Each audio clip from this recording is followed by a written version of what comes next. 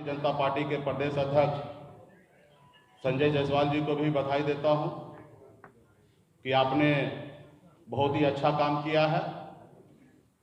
लेकिन मैंने कल उनका प्रेस कॉन्फ्रेंस सुना,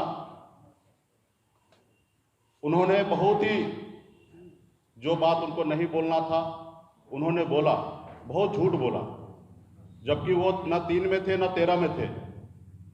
जब मेरी क्या डील हुआ, ये डील सिर्फ 2 लोगों को पता है, एक सनफ मल्ला को पता है और एक देश के गृह मंत्री श्री अमित शाह जी को भी पता है कि बंद कमरे में क्या डील हुआ।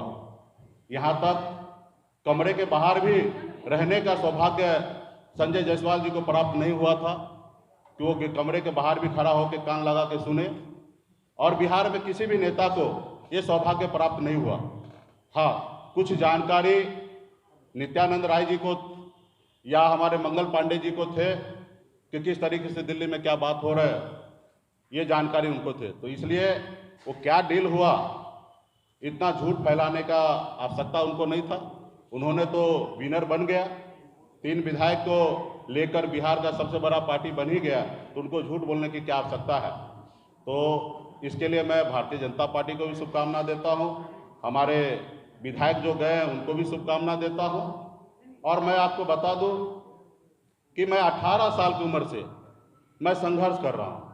अपनी ज़िंदगी को बेहतर बनाने के लिए मैं मेहनत कर रहा था, मजदूरी कर रहा था। एक दिन में 30 रुपये मैं कमाता था, महीने का 900 रुपये महीने का मैं कमाता था।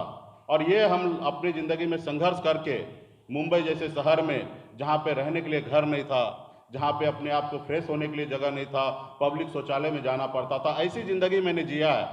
फुटपाथ पे मैंने खाना खाया है, फुटपाथ पे अपनी ज़िंदगी को बिताया है।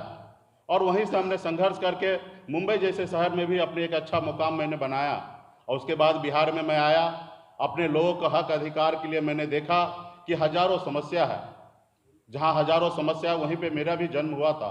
लेकिन मैंने सोचा कि हमारे अपने लोगों के लिए बेहतर कुछ करें, और मैंने मुंबई के ऐशोआराम की ज़िंदगी को छोड़कर बिहार में आया। आपने देखा कि कितना मैंने संघर्ष किया, कितनी मैंने लड़ाई लड़ा, लाठी डंडा खाया, 7 दिन तक अनशन पे बैठा। जितना मुझे मेहनत करना था मैंने किया, और मेहनत करने के बाद 2020 में अच्छी तरीके से एक मुकाम मिला। माननीय मुख्यमंत्री नीतीश कुमार जी के नेतृत्व में बिहार में काम करने का मौका मिला। और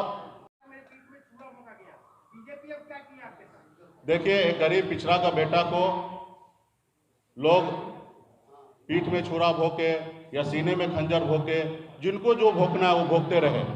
हम हमारे आखिरी सांस तक हम लड़ाई लड़ते रहेंगे, अपने आखिरी सांस तक लड़ाई लड़ते रहेंगे, अपनी मंजिल को प्राप्त करेंगे।